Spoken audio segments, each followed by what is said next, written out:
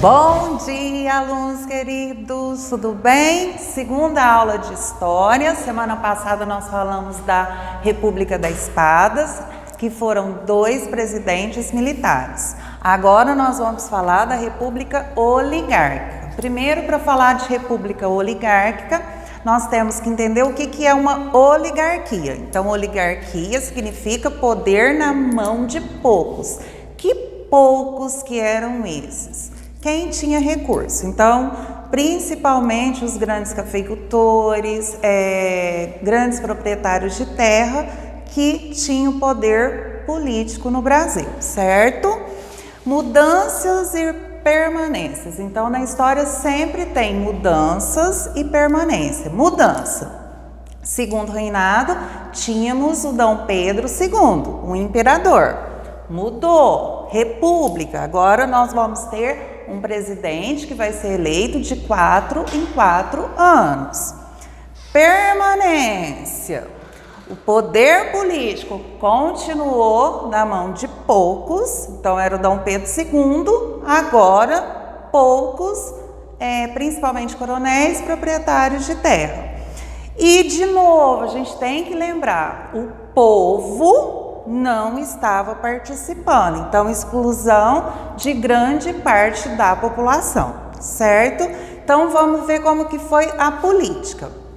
São 12 presidentes, não precisa saber o nome de todos, tá? Então a gente tem que entender o contexto da República Oligárquica.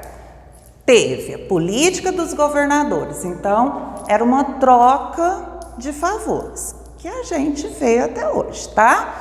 Então, o presidente, federal, pedia ajuda para os governadores estaduais e eles chegavam até os coronéis. Coronéis eram militares? Não. Por causa da Guarda Nacional no segundo reinado, no período regencial, esses coronéis aqui eram quem detinha a força, então eram os grandes proprietários, principalmente produtores de café, tá? Então, como que era essa troca de favores? O presidente falava para o governador, eu preciso de eleger tantos candidatos, senadores, deputados. Esses governadores chegavam nesses coronéis, que eram assim, municipais, e falavam, eu preciso de tantos votos. Que jeito que esses coronéis iam conseguir esses votos?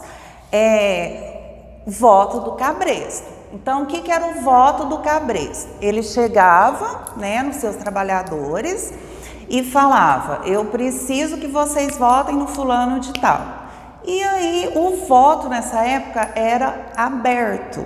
Então, era difícil, para essa pessoa falar um não. Ele ia chegar para votar e o mesário estava ali na frente dele. E, geralmente eram pessoas que tinham ligações com os coronéis. Então ele pegava e votava. Então esse coronel conseguiu votos para o governador, elegeu o que o presidente queria. Aí o presidente ia fazer favores para esses governadores que iam ajudar esses coronéis. E muitas vezes, o que os eleitores ganhavam? Muitas vezes até uma dentadura. Hoje a gente vê o quê? Muitas vezes, cestas básicas, você compra um voto, tá? Então, mudou muita coisa? Não. Política do café com leite. Como que funcionou a política do café com leite?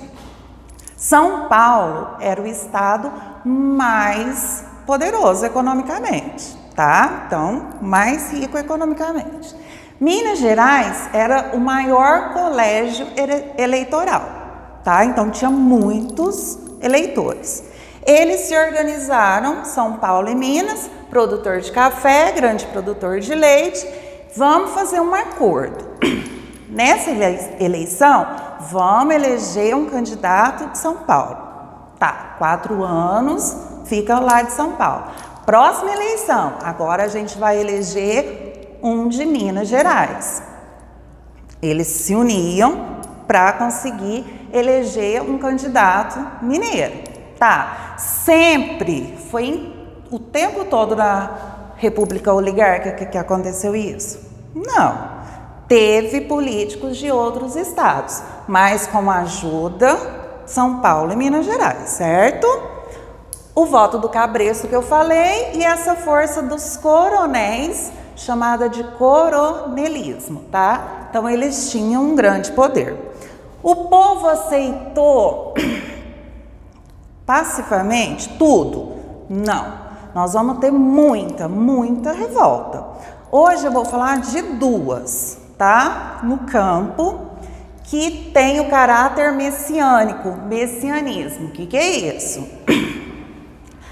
A liderança era uma liderança religiosa e eles acreditavam que esse líder era um líder enviado por Deus. Então eles estavam vivendo uma situação tão difícil, mas tão difícil, que eles achavam que essas pessoas que sabiam falar,